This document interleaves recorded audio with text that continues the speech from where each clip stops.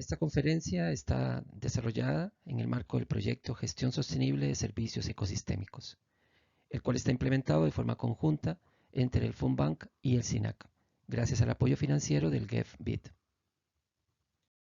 Mi nombre es Stanley Arguedas, soy consultor del proyecto antes mencionado y en esta charla vamos a conversar sobre lo que el enfoque ecosistémico plantea en el ámbito de lo económico. En el ámbito de lo económico, el enfoque ecosistémico plantea dos principios. El principio 4, que dice, dado los posibles beneficios derivados de su gestión, es necesario comprender y gestionar el ecosistema en un contexto económico. Y el principio 10, que dice, en el enfoque ecosistémico se debe procurar el equilibrio apropiado entre la conservación y la utilización de la diversidad biológica y su integración.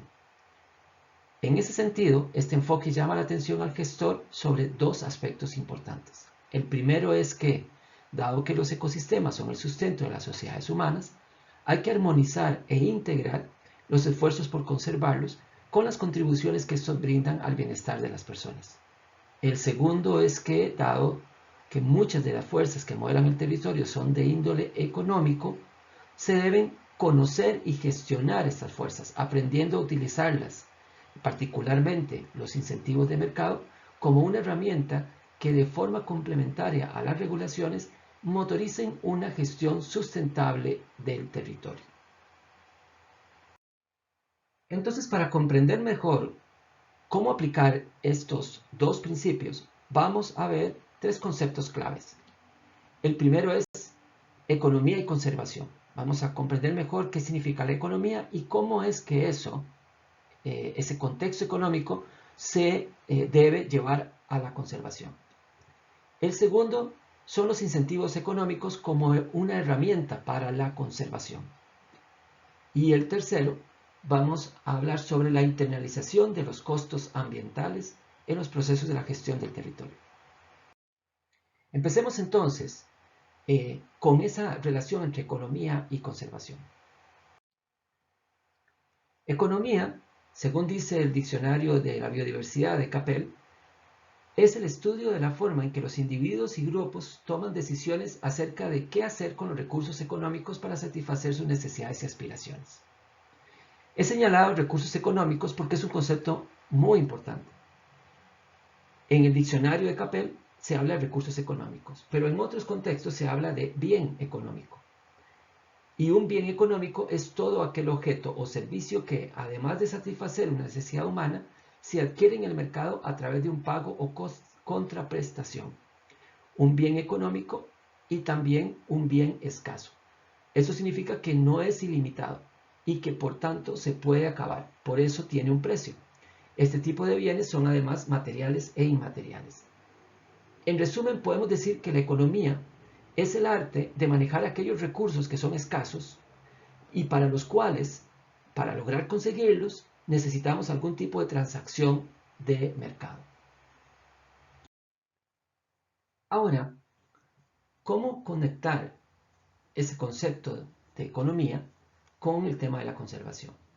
En ese sentido, gestionar el territorio en un contexto económico no busca ponerle precio a la naturaleza, sino entender y darle el valor apropiado a la utilidad que tienen los ecosistemas para el buen vivir de las personas. Y eso en muchos de los casos tiene que ver en la forma en que nosotros presentamos la conservación para la gente.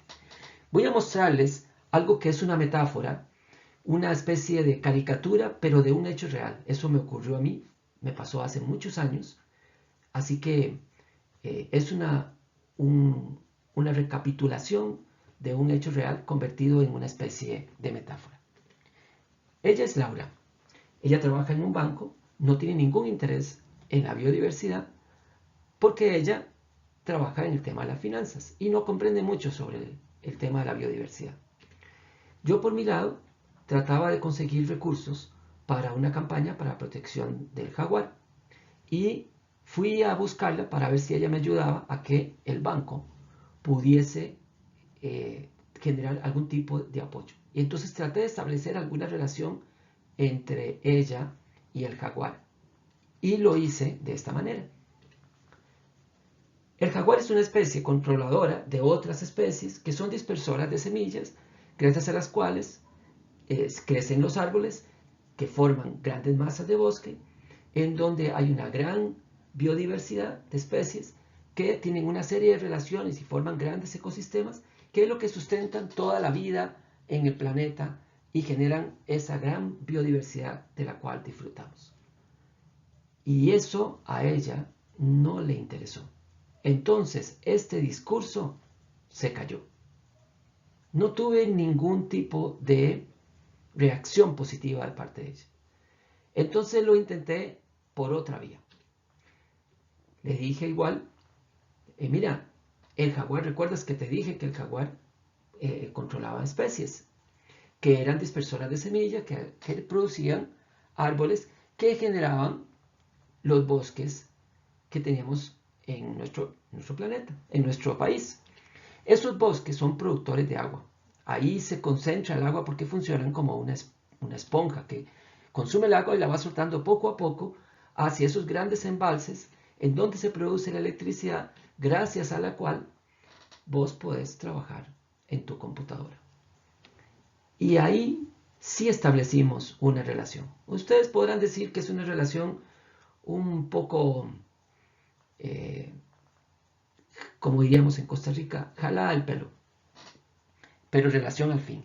La diferencia es que aquí yo llegué a algo que a ella le interesaba y que forma parte de su vida, de su vida personal. Por esta otra vía, yo no llegaba a ella. De eso se trata, darle un contexto económico a la conservación. Es hacer entender que estamos conservando no porque queremos conservar bichos. Estamos conservando porque eso permite la vida en el planeta tal cual la conocemos hoy. Pasemos al otro concepto, incentivos económicos como herramienta para la conservación. Quiero mostrar en este gráfico lo que ocurre en un territorio cuando vamos de sitios donde hay una protección mucho más fuerte, que es lo que se ve al lado izquierdo, y vamos avanzando hacia el lado derecho a sitios en donde hay un uso extractivo o modificador de esos ambientes naturales mucho más intenso.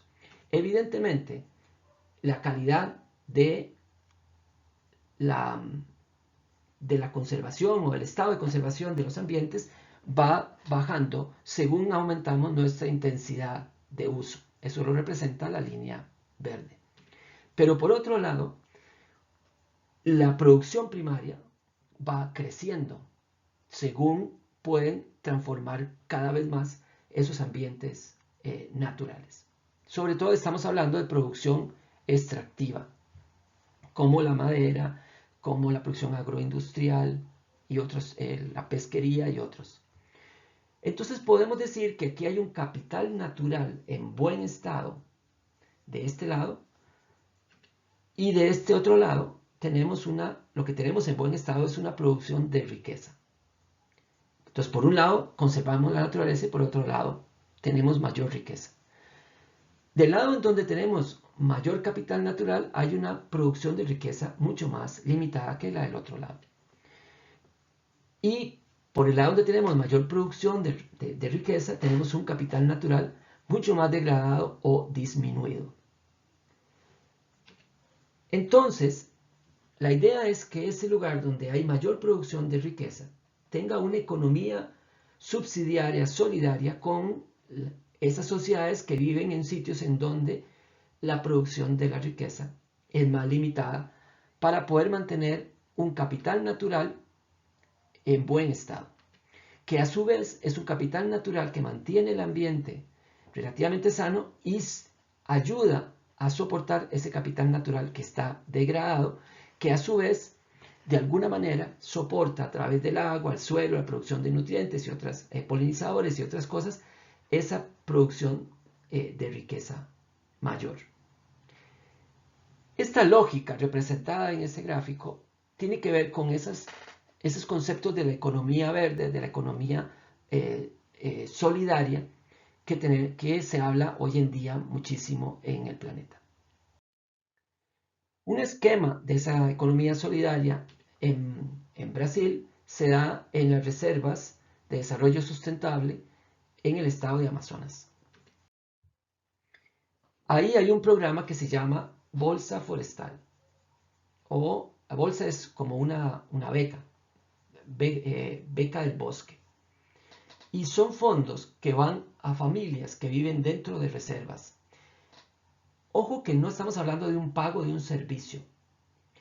Es una retribución a través de impuestos en donde le cobran a las sociedades que están en mejor posición para producir y ayudan a estas sociedades que están en menor posibilidad de producir porque están limitadas por las restricciones que tiene el área protegida. Es una economía solidaria en donde el que puede producir más porque tiene mayor libertad y porque ha de alguna manera modificado mucho más los medios, le retribuye a aquellas sociedades que viven en un estado de ambiente más natural y que tienen menos posibilidades de generar gran riqueza en el sitio.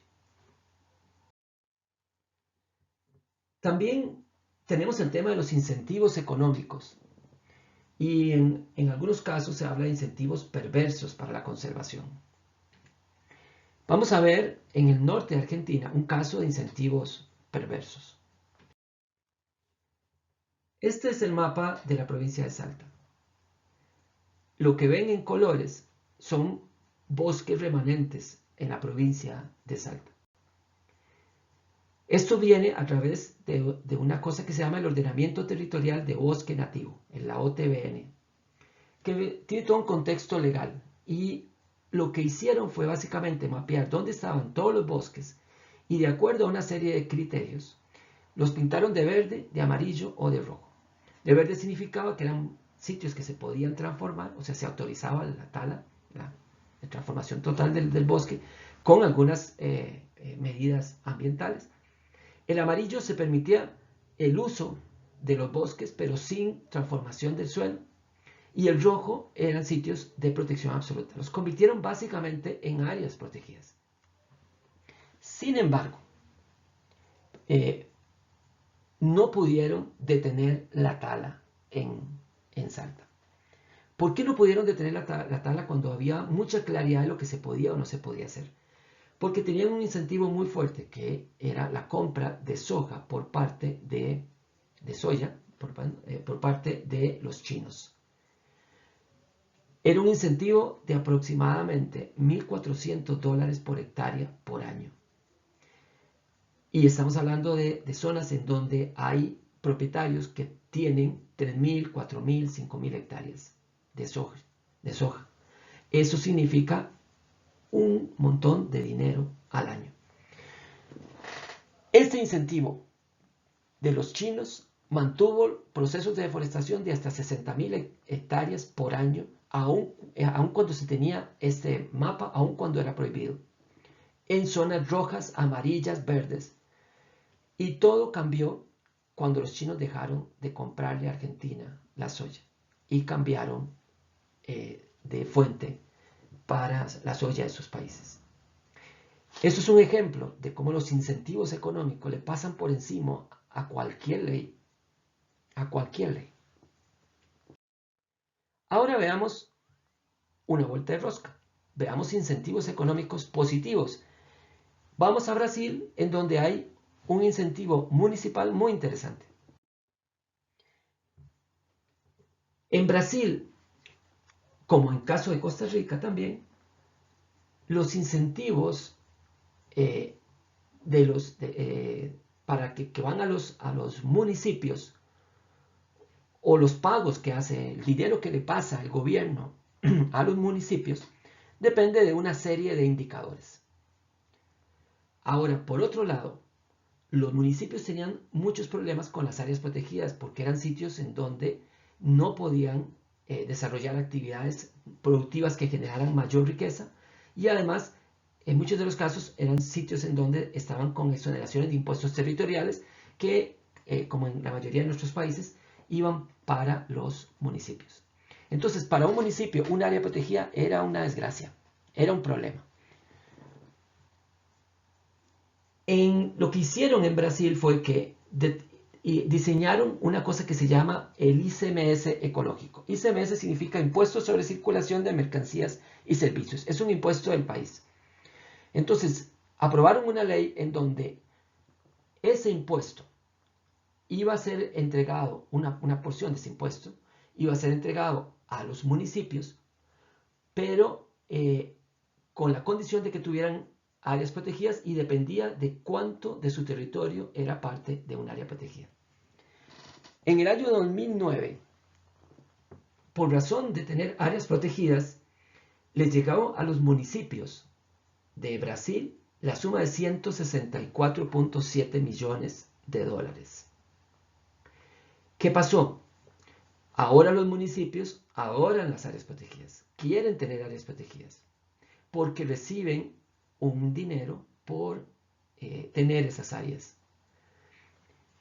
Esta es una manera de provocar el interés de los municipios. Vean que en Costa Rica tenemos una ley que crea las áreas, los monumentos naturales, bajo el manejo de los municipios. Y no ha sido muy exitosa, precisamente porque no hay un incentivo para los municipios para esto. Una persona muy famosa en Brasil, que es como el Mario Boza, digamos, de Costa Rica, dijo que la institución de los incentivos del ICMS ecológico, al promover el estímulo económico para la creación de áreas silvestres protegidas y la participación directa de los municipios en este esfuerzo, representó un nuevo paradigma en las políticas de conservación ambiental en Brasil. Estas políticas hasta entonces se enfocaban esencialmente en instrumentos restrictivos de control y vigilancia y se centraban en el ámbito estatal y federal. Algo muy parecido a lo que ocurre en nuestro país. Junto a la promoción de la educación ambiental, el ecoturismo, las reservas privadas, los mosaicos de áreas protegidas, mecanismos de compensación ambiental, reserva legal y otras cosas que hay en Brasil, el ICMS ecológico se destaca como una iniciativa pionera y uno de los instrumentos más innovadores y efectivos para promover la expansión del Sistema Nacional de Unidades de Conservación de nuestro país. Eso dijo Clayton Lino. Vemos cómo entonces, más que un argumento legal, un incentivo económico puede tener un enorme poder para movilizar las fuerzas en un territorio, ya sea a favor o en contra de la conservación.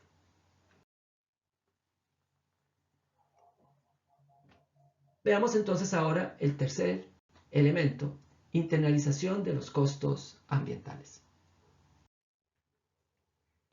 Recordamos este gráfico, en donde hablábamos que este componente es un sacrificio que hay que dejar de percibir en aras de la sustentabilidad. El problema es quién paga eso, o quién paga los costos ambientales, los pasivos ambientales, cuando se degradan los ecosistemas.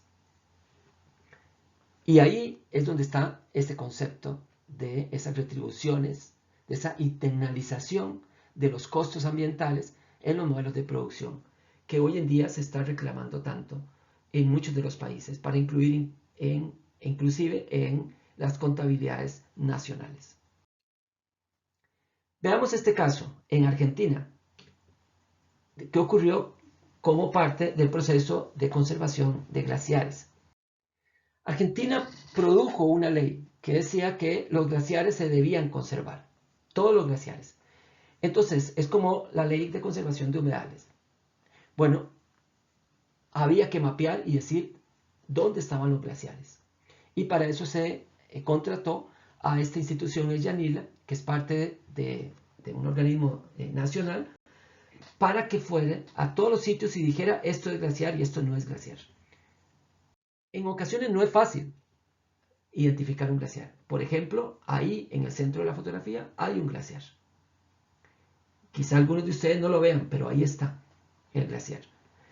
Entonces, para las mineras era muy difícil saber dónde podían hacer o dónde no podían hacer minería porque no estaba muy claro dónde había o dónde no había glaciares. Ahora, las mineras han estado peleando enormemente por esto, porque argumentan que la actividad minera es una actividad de un gran impacto económico, y es cierto, tiene un gran impacto económico mientras dure la explotación del recurso. Recordemos que por definición la minería no es una actividad sustentable, porque es una actividad extractiva de un producto que se acaba y listo, ahí terminó la explotación minera. El Yanila hizo algo muy interesante. El Yanila descubrió que había una relación entre los ríos, en el caso de Mendoza, en la provincia de Mendoza, en la provincia de San Juan, en Argentina, el caudal de los ríos y la nieve acumulada que se acumula y se mantiene mucho mejor cuando hay glaciares. En la gráfica pueden ver en azul, en esa línea azul, las mediciones de caudales en promedio de los ríos de esas dos provincias, de San Juan y de Mendoza. Y en rojo, las mediciones de las acumulaciones de nieve. Claro, ¿qué es lo que pasa aquí? La fuente de estos ríos son los deshielos. Entonces, cuando hay más hielo, hay más deshielo, hay más agua. Mendoza y San Juan son áreas áridas, muy, muy áridas. Y lo que han hecho los argentinos es crear básicamente unos especies de oasis. Entonces, hay una relación directa entre el agua de los ríos y la disponibilidad de nieve, que está relacionado con la presencia de los glaciares. Los glaciares de alguna manera sostienen la nieve y hacen que se vaya derritiendo de manera mucho más paulatina. Tienen la misma función que un bosque, como una espuma, como una esponja de un bosque. Esa misma función. Ahora, lo interesante aquí es que adivinen quién se nutre de esos ríos. Lo que ven en la parte baja de la fotografía, donde se ven unos palitos, son siembras de uva, son viñedos. Claro, Mendoza es una de las provincias, igual que San Juan y otras del norte argentino, son de las provincias más famosas en producción de vino. ¿De dónde sale el agua de esos vinos? Sale de esos ríos. ¿Y de dónde viene? Del deshielo de esas cordilleras que están atrás. Ese cerro que ven ahí es el Cerro Tupungato, es el segundo cerro más alto de América. Tiene solamente como unos 100 metros menos que la Concagua, que la Concagua está un poquito más al norte de esa fotografía. Entonces, claro que las mineras producen una gran cantidad de dinero, pero si las mineras destruyen los glaciares y alteran ese régimen hídrico, Mendoza va a reducir notablemente o a perder su producción de vino. ¿Quién va a compensar el costo social y económico de no producir vino en Mendoza, siendo su producto estrella? El vino para Mendoza es como el café para Costa Rica. ¿Las empresas mineras van a pagar esos precios? No lo creo. Entonces, viendo este gráfico, podemos ver que las empresas mineras proponen una extracción poco sustentable, pero de un gran impacto económico. Entonces, por un lado, la disyuntiva que tiene el gobierno de Mendoza es si da esos permisos a las mineras y obtiene esos grandes dividendos, esa gran rentabilidad en empleos, en regalías, en impuestos y en una serie de cosas que generarían esa explotación minera. O apuesta a un modelo sustentable, como el caso de los vinos, del que ya vienen trabajando hace muchos años, y no toman ese costo. Pero si toman ese costo, es probable que después vayan a tener que pagar un enorme costo ambiental y social para recuperarse de los impactos que han dejado las mineras. Eso es lo que vemos en este gráfico. ecosistémico. Es el moradito del que ya conversamos en anteriores conferencias. Ahí está el tema de la economía, el análisis económico que hay que hacer de estos procesos. No estamos comparando un pedazo de hielo con una economía de escala como la que tienen las mineras. Estamos realmente comparando si nos vamos por un modelo cortoplacista de alto impacto, pero en corto plazo, que es la minería, y afectamos la cultura vinícola y todo el modelo económico basado en la vinicultura, o apostamos a un modelo más sustentable, menos agresivo, perdemos un ingreso enorme en corto plazo, pero mantenemos una economía más estable en el largo plazo. Si no manejamos esos conceptos económicos, no entendemos las disyuntivas en las que entran los tomadores de decisión. Esto es lo que plantea el enfoque ecosistémico en el ámbito económico. Tenemos que entender cómo funcionan las fuerzas económicas que modelan el territorio. ¿Cuáles son los incentivos que están haciendo que haya una actividad económica que está logrando ser o conservacionista o destructora? ¿Cómo modificamos a través de incentivos económicos, como por ejemplo incentivos de mercado en el caso de las certificaciones ambientales, o mismos incentivos económicos a través de los empréstitos, de las tasas para los préstamos en los bancos? En la conservación nunca nos hemos puesto a pensar en esto, pero nosotros deberíamos aliarnos a los bancos y entender cómo funcionan los bancos, y si podemos hacer que los bancos generen préstamos de bajo interés para industrias o agroindustrias que presentan modelos sustentables, tendríamos un enorme incentivo económico. De eso trata este ámbito en el enfoque ecosistémico, de cómo usar las fuerzas económicas a nuestro favor, y además de saber que los ecosistemas van a ser alterados y tienen que ser alterados para poder sobrevivir en la raza humana, siempre y cuando esas alteraciones estén dentro de los límites de su funcionamiento.